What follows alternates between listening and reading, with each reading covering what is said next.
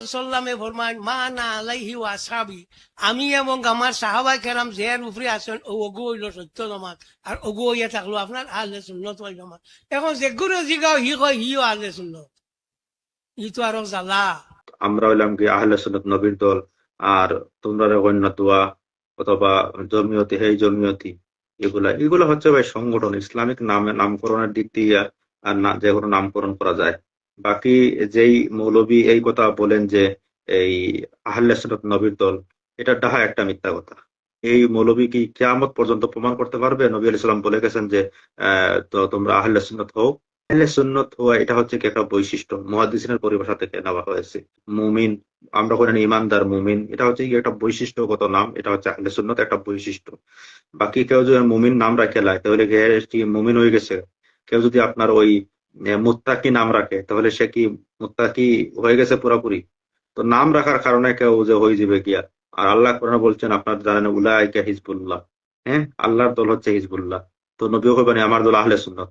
তো আল্লাহ আর নবীর মধ্যে এখানে পার্থক্য হয়ে যাচ্ছে না? আল্লাহ নবীর মধ্যে পার্থক্য হয়ে যাচ্ছে।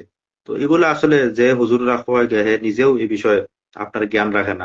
ইমাম জরখানিয়া কইতা, জরখানি হইলা ও কিতাব যাইন কিতা করছ, আপনার মহত্তা ইমাম মালিক সরা লেখছো।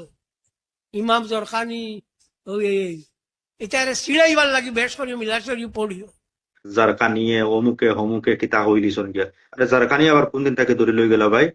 জারকানিয়ে যদি কইয়া তখন আবার কোন পৃষ্ঠা কত নম্বর কিতা ইতা নাই, খালি কিতাবের নাম কয়টা মুখস্থ আছে আর কই দিলাম অমুক কিতাবে আনছন, অমুক কিতাবে হেন আনছন গিয়া। তো তোমার অমুক কিতাবে হেন আনলে কি তো হইছে গিয়া? খেতাব এটা দলিল হয় না, কোরআন হাদিস থেকে প্রমাণ করতে হবে। হাদিস হইলে গিয়া আবার জাল হইলে হইতো না। আপনার হাদিস, আপনার আকীদা সাব্যস্ত করতে মুতাওয়াতির লাগবে হাদিস, সহিহ হাদিস লাগবে গিয়া। তো মূল বিষয় হচ্ছে গিয়ে এরা অমুক কিতাবে আনছে অমুক কিতাবে আনছে, এন তা হইছন হেন তা হইছন, হইয়া মানুষদেরকে শুধুমাত্র উপস্থিত ব্ল্যাকমেইল করা, এগুলা আসলে কোনো।